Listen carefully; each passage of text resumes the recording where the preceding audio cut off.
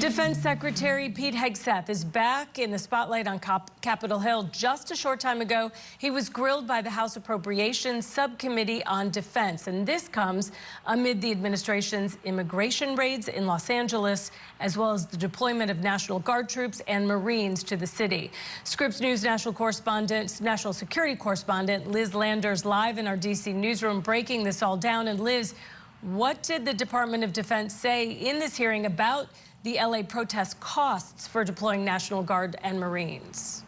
Yeah, Holly, this is the first time we're hearing from the Secretary of Defense, Pete Hegseth, about the breakdown of the costs for what is happening in Los Angeles right now. Now, Hegseth was asked by a few Democrats some very pointed questions about what's going on in Los Angeles with these protests, and now the federal military response that we're seeing with hundreds of Marines who have been sent to the Los Angeles area, and also thousands of National Guards members who've been sent there as well. Hegseth maintains that the Department of Defense has a 13% budget increase from last year's requested budget, and that kind of budgetary increase will help them cover what he calls contingencies like this, which he says that the Marines and the National Guard do plan for, and they do have additional wiggle room for these kinds of events. He was pressed, though, on the exact number of days that these federal military personnel will be in Los Angeles, and also what the ultimate breakdown in cost will be. Listen to what he said to Democratic member Congressman Pete Aguilar. We stated very publicly that it's 60 days.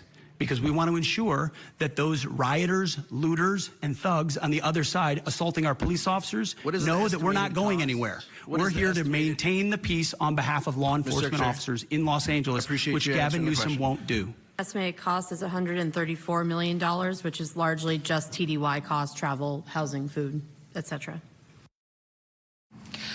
So that was one of the big top lines of this hearing, that the cost of having both the National Guard and the Marines deployed to the Los Angeles area to assist with these protests will cost about $134 million over the course of about 60 days. That's what we're hearing there from Hegseth. And then also the woman there at the end is the acting comptroller for the Department of Defense. Now, that number could change depending on how long we see military personnel stay in the Los Angeles area. And also Hegseth defended some of the images that we're seeing of National Guards members sleeping on the floor in federal buildings in Los Angeles, responding to these kinds of charges that there are not enough housing areas and food and water for thousands of additional federal troops to be there.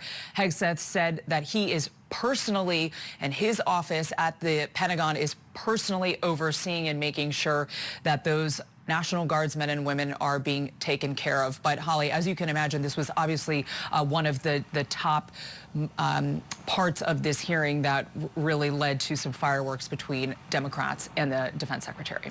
And Liz, I want to ask you about a different topic. Last week, some members of the EU, they talked about the situation in Ukraine. Secretary Hegseth did not attend, but what did the Defense Secretary say about U.S. commitment to Ukraine?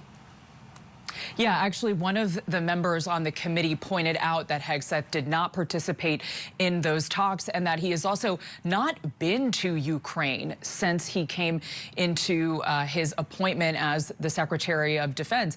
Hegseth said that this administration has, candidly, a different perspective on the war there. He said that it has not been clearly defined in his perspective as to what victory in Ukraine looks like. He said that this administration is not allocating as much money for Ukraine. That is, of course, something that we know, that there have just not been as many weapons deployments there since Trump came into office, and other kinds of financial support for Ukraine. And Hegseth, though, did call Ukraine a partner, which I thought was interesting. So still viewing Ukraine as a partner that the United States views as as someone that we're working with in that region.